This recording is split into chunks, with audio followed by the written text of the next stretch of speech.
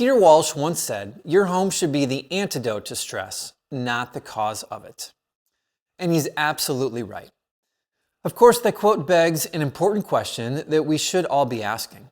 Does our home serve us, or do we serve our home? That's not a question that most of us stop to ask ourselves, but I think that we should. After all, our homes are meant to serve a distinct purpose in our lives, to be both the place we come back to and the place we go out from every day. If your home is serving you well, it's a safe harbor from the storms of life. It's a place to relax, rest, and connect in meaningful ways with family members. But your home is also a launching pad, a port of departure from which you can make a positive difference out in the world with the one life you have to live. A home serves you when it provides both of these benefits. On the other hand, a home doesn't serve you when it takes more than it gives.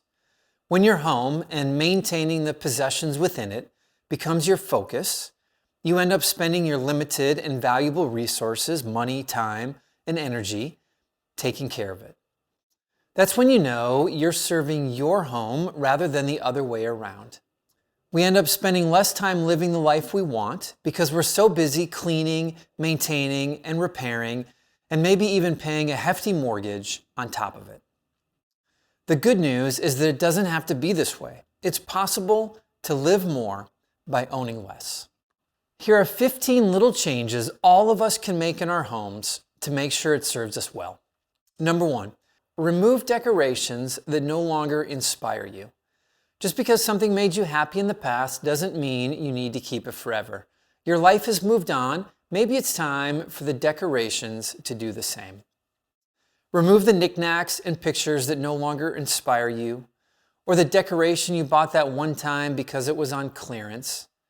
Keeping just the items that mean the most to you, help them to shine. Number 2, donate clothes you don't love.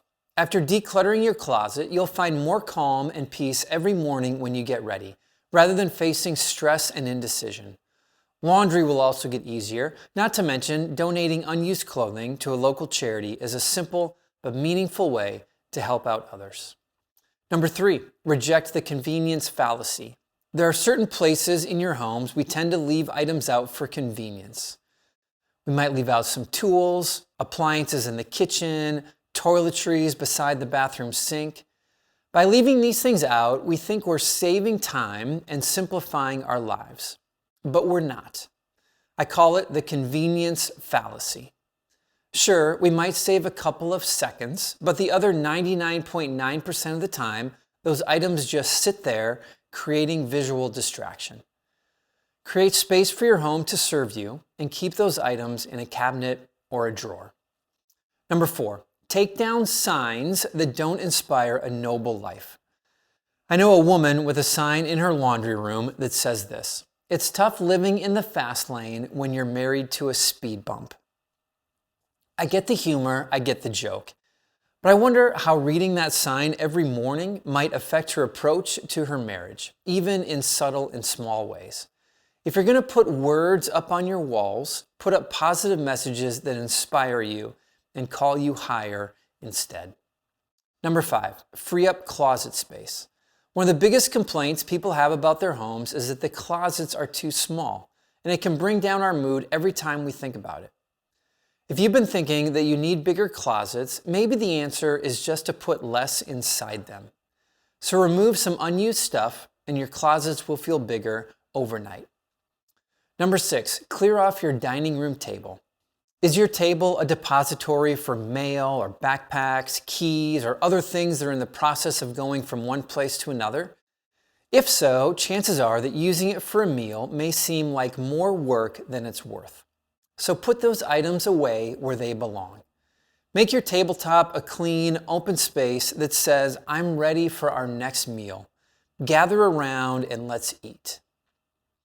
Number 7, clean out your entertainment center. Those large pieces of furniture often harbor lots of small items that we no longer need.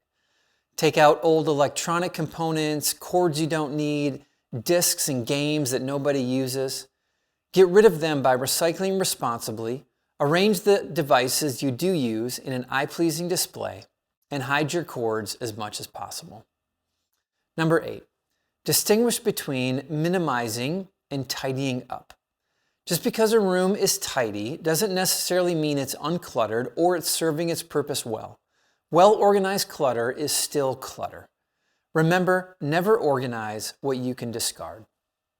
Number 9, pare down your beauty and grooming supplies.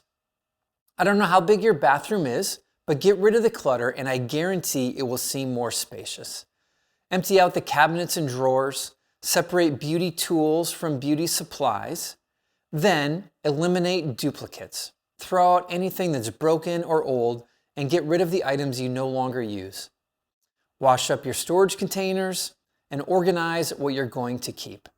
You'll begin to enjoy greater calm and relaxation right in the bathroom you already have. Number 10, declutter duplicates around your home. I call this a minimizing accelerator because it's one of the easiest things we can do to make quick progress in our home. Start with your linen closet, for example. How many extra pillows, sheets, and towels do you really need? Other good candidates for decluttering duplicates include cleaning supplies, gardening tools, fashion accessories, home office supplies, toys, books, your kitchen. Keep your favorite in each category and get rid of the rest. Number 11, calm a space for reading. If you're not up for decluttering an entire room, you can still calm a smaller space. And you calm a space whenever you remove distractions. So choose a favorite chair and declutter everything around it. Remove anything from the floor that isn't furniture. Clear off the surface of the side table or the coffee table by removing anything that's on it. And create a calm space. Even if you don't love to read, you'll still enjoy spending time there. Number 12, clear space for your car in the garage. A garage is not serving you well if it's not serving its purpose, which is to house your car. Now, that's not to say that there's anything wrong with using a garage for storage, but it's certainly possible to go too far with it, and a lot of us do. So get rid of all the obvious candidates for decluttering, odds and ends, kids' unused playthings, sporting equipment, duplicate tools, etc. Or you can watch this video right here on how to declutter large, overwhelming spaces. Number 13, tackle a junk drawer. Most of us have one. It's the default resting place for small items that have no better place to be, or for things we think we might have some use for, but we can no longer remember what it is. Chances are good you can toss most of what's in there and never miss it. Number 14, set physical boundaries for your kids. Give your kids a certain amount of space and allow them to manage it however they want. In our garage, we have one shelving unit and one plastic bin, and the kids store their outdoor toys on the shelves and keep balls in the plastic bin. When things begin to overflow, we ask them to make decisions about what to keep and what to get rid of. The same principle applies to a bedroom or a toy basket, a clothes closet, drawers, anything really for kids. Number 15, count the clutter cost. It can be hard to get rid of things you spent a lot of money on. But keeping things you no longer wear, use, or love also has a cost. Every object carries a burden as well as a benefit. The burden of clutter cost is the money, time, energy, and space an object demands from you. If you're having trouble letting go of a spendy item, or really any item, remember to consider the benefit to burden ratio for deciding the things that you're going to keep. You may not be able to do all 15 things on this list right away, but there are a few from this list that you can certainly accomplish right away. A home that serves you well is a beautiful thing. It's less distracting and more calming, which makes it both a joy to come back to and an inspiring place to go out from. Don't wait any longer to have a home that gives more than it takes. You can do it.